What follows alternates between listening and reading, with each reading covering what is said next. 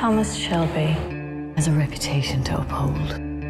That's why he's been chosen. Expansion begins tomorrow. London is just smoke and trouble. The first season's really eventful, and what can we expect from the second season? More events, anyway. Yeah. I think this series is very much about this sort of expanding ambition of the family, and naturally the next target is London, and I think then we sort of play out the tensions that decision that Tommy makes, you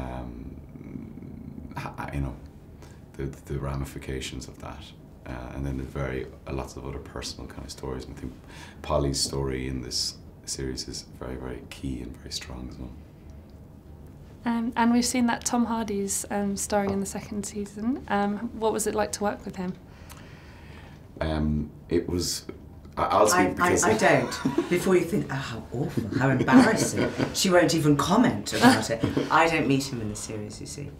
Cillian does. So I'll speak for everybody. No, it was so thrilling to have him, and I think, you know, I've been saying it's a great tribute to the show that you get actors like Tom and like Noah Taylor and Charlotte Riley who want to come on board and want to guest in the show. It's fantastic for us. So, and he's a phenomenal actor, and we had great fun, and I think there'll be some cracking scenes, you know. Intelligent. Usually it comes too late. You think you can just come to London and pick a side? And obviously you worked with him before on Inception. Do you think this is a continuing partnership that you'll keep working together on future projects? Oh, I mean, I love to work with him Bogart again. and Bacall, the British film industry. I'll definitely be Bacall in that relationship. Yeah, the thing is, in this business, you kind of meet people and you work very closely, and then you just, you know, you never see them again, like for a few years, and then you work again, and you pick up right where you are. It's kind of the nature of how we work. So it's always nice to work with people you've, you know, spent time with before. Yeah. And how was it exciting seeing the show develop such a strong fan base? Such a strong fan base? Yeah, I think it took everybody by surprise. As you said before, you know, you do the work and you hope people like it, but this had such strong production values, and when Otto Bathurst set it up with Steve Knight, you know, and decided that he was going to shoot this like a Western, and he was going to use, you know, a lot of sort of cinematic angles and lighting. He was going to use that music, and you saw something that no one had seen on British television before, which was a gangster, you know, Western from Birmingham.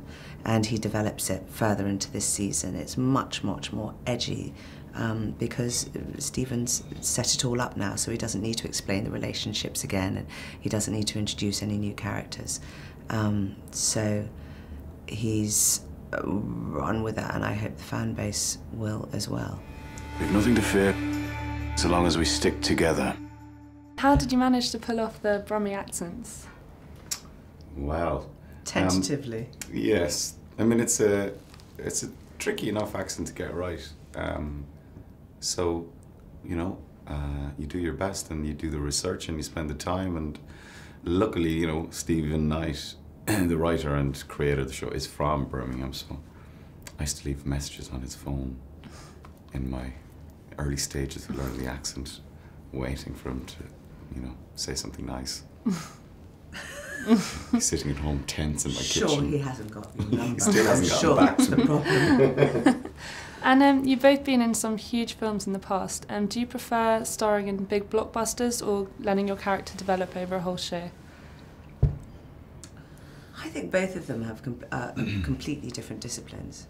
It's like, you know, do you prefer reading a novel or a short story, you know, or watching a documentary or something? I mean, I think that whatever you're doing at the time usually is what's satiating you most. That's why you've chosen to do it, if you have the luxury of choice.